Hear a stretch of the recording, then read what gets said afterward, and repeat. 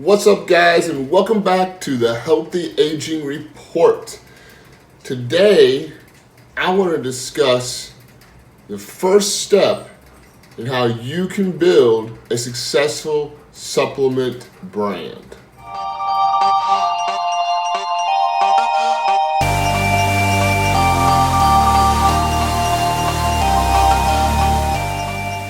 So, I've been in the health and fitness and supplement industries for over 20 years now. I've worked for a supplement company that was the number one supplement company in the world. I've worked for retailers. I've worked with several manufacturers. I've also worked with several smaller brands. And I've also done a lot of consulting work with startup companies. Now, the first question that I like to ask my clients is, what is your motivation? Why do you want to get into the supplement industry? And if they don't have a good answer, then we need to end our relationship and they need to go and search for something else to do. I'm not trying to be mean by saying this, but I'm just trying to be truthful. I don't want to waste the money of my clients, and I don't want to waste their time. Because if the motivation isn't right, then it's not going to work out for them. More than likely, it's not. So what are some good examples of motivation? You want to help people. You take some products yourself or some supplements yourself, and they work well for you, and you want to share that with other people. You know, you have a brand that's already popular, and you want to help those people to become healthier by giving them supplements to take that you believe in. You know, those are all great examples of motivational tips or motivation to join or build a supplement brand or a company. Unfortunately, there's also some bad motivating factors as well, too. It just so happens that the worst motivating factor, and one of the most popular ones that I come across in working with my clients, is that they want to make money and they want to become rich. That's why they want to join the supplement industry.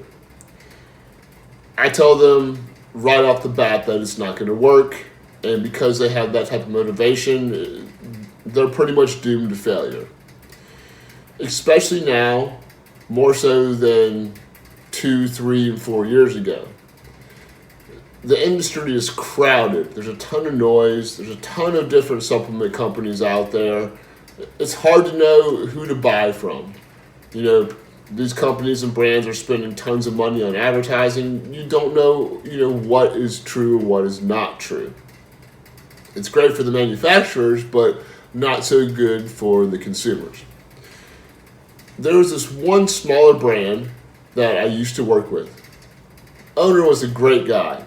Great person, but unfortunately, he started his brand for all of the wrong reasons. Specifically, he thought that he was going to make a ton of money and get rich. And what ended up happening is that it hurt the growth of the company. At its peak, this company was very unique, had a very, secure niche, roughly around $2 to $3 million in sales annually, which really isn't that much when you consider everything you have to buy, the cost of the raw materials, the cost of manufacturing, the cost of the website, all of that shipping. There's a lot that you really have to account for when you're selling a physical good, and especially when you're selling supplements. Well, anyways, this guy is still around today. The company's still around. I wish them all the best of luck. I wish them all the best success in the world. But unfortunately, his motivation for making money really hurt his brand. And you started to see that in the sales. The sales started to go down. The consumers, his customer base, started to kind of see through that facade, and they realized that this person really wasn't in it for the right reasons. Didn't have a lot of experience in the supplement industry before he even began, just kind of jumped in 2 feet, and unfortunately, he just doesn't have the background to really be successful. Now, another thing that kind of hurt him as well with the greed is that his employees started to realize what was going on. He stopped taking care of the employees. Customer service went down. Started attracting the wrong people to his business. Just a whole bunch of things just weren't going the right way. Again, still around, great guy. Wish him all the best of luck in the world, but I don't foresee him and his brand taking that next step and becoming, a $10 million brand per year. I don't see that happening. The motivation's just not there. Now let's look at a good example of a motivating factor. Primal Kitchen. I'm not sure if you've heard about this or Mark Sisson. He was a food blogger. He was tired of what he calls pantry items like ketchup, condiments, not being healthy. So he developed a mayonnaise, real mayonnaise, and he used avocado oil instead of the other cheaper oils that you find in most mayo and other condiments. After a while, the company grew. In 2018, I believe they were estimated to do about $50 million in sales. And here's the thing. His mayo was probably 3 to 4 times more expensive than the leading mayonnaise brand in the world or in the country. 4 times as expensive, but people were still buying it because he developed brand recognition. He had loyal customers, and they knew he was legit. They knew that he was motivated to give them a product that could help them live healthier lives. It just so happens in 2018, Heinz, the big Heinz company, food company, ketchup, they started getting heat from other competitors and wanted to get more into the natural, healthier food side of the business. So they acquired Primal Kitchen for around $200 million. That's huge. You can find them in Target, online, huge social media following, Instagram. A lot of top influencers like Ben Greenfield, Carnivore MD, all those guys, they definitely support Primal Kitchen.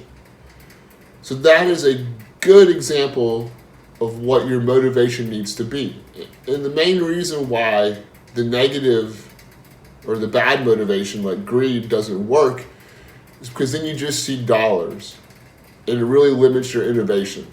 And when your innovation is limited, you can't grow and you don't see market trends. You're so blinded by your lack of money, that's all that you focus on, and you think that everything can be solved by dumping more money into the brand. And that's not how it works. It's just not, especially not in this industry. Consumers are becoming more educated every day, so you need to be able to give them something that they can feel good about and they can do research on and they know is legit. Now, my next video, we'll talk about the second step that I use with my clients when determining if it's right for them to get into the supplement industry and how to build a successful supplement brand. And that is targeting your niche, because there's a ton of different niches in this industry. I mean, it's a multi-billion-dollar industry.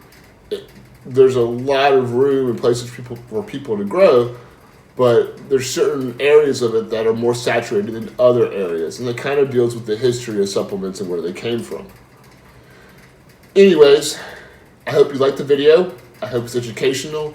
If you would like to work with me more closely and you feel like that pursuing and possibly building your own supplement brand is something that you might want to do, then please check out the website, healthyagingreport.com.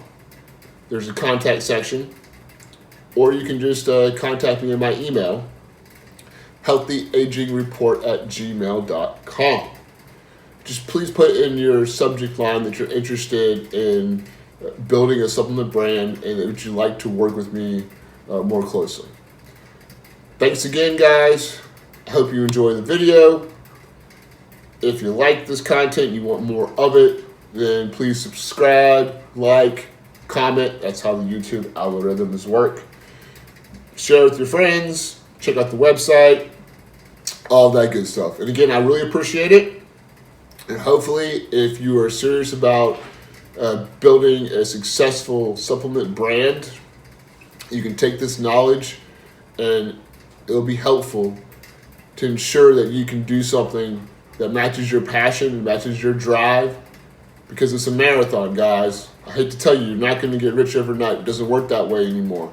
The industry is completely different from 2011. The last 9 years, it has changed, especially with the growth of social media and everything. So, again, tune in. More videos coming, more tips coming, and hopefully you'll find this helpful. Thanks again. Until next time.